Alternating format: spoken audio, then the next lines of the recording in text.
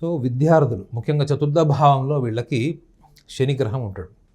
చతుర్థాధిపతి కూడా వీళ్ళకి ఎవరు గురువు అయ్యాడు, వీళ్ళకి అష్టమ భావంలో రాస్యాధిపతి అంటే వాళ్ళ స్వీయ రాస్యాధిపతి అయినట్టు గురుగ్రహం కూడా వాళ్ళకి మే మాసంలో అష్టమ భావంలోకి వస్తాడు.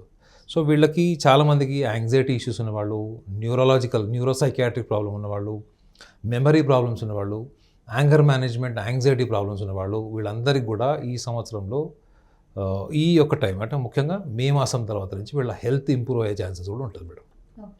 హెల్త్ ఇంప్రూవ్మెంట్ ఉంటుంది. సో కాబట్టి వీళ్ళు హెల్త్ ఇష్యూస్లో కూడా వీళ్ళు ఇప్పటివరకు గతంలో తీసుకున్నటువంటి చాలా జాగ్రత్తలకి ఒక మంచి పరిష్కార దిశగా లేనటువంటి వాళ్ళకు కూడా ఈ సెకండ్ హాఫ్ అనొచ్చు. Second half of the 2026 will be wonderful year ధనురాశి వాళ్ళకి. అట్ ద సేమ్ టైం విద్యార్థులు ఎవరైతే ఈ సంవత్సరంలో ఒక రకంగా చెప్పాలంటే ధనురాశి వాళ్ళకి ఈ సెకండ్ హాఫ్ ఓవరాల్గా చెప్పాలంటే second half is most favourable. మీరు విద్యార్థులను తీసుకున్నా, ఉద్యోగస్తులు తీసుకున్నా, వ్యాపార రంగంలో డబ్బులు ఇన్వెస్ట్మెంట్ చేయాల్సి అనుకున్న వాళ్ళు కూడా పెద్ద ఇన్వెస్ట్మెంట్ చేసేవాళ్ళు మాత్రం ఖచ్చితంగా ఈ సంవత్సరం వాళ్ళు రిస్క్ తీసుకోకపోతే మంచిది మేడం. ఎందుకంటే ధనురాశి వాళ్ళకు ఒకసారి నచ్చింది అనుకోండి, ఎంత రిస్క్ అయినా తీసేసుకుంటారు. వాళ్ళు సెకండ్ ఒపీనియన్, థర్డ్ ఒపీనియన్ వాళ్ళు పట్టించుకోరు. వాళ్ళకి నచ్చిందా, వాళ్ళు కన్విన్స్ అయిపోయిందా, they will become completely independent.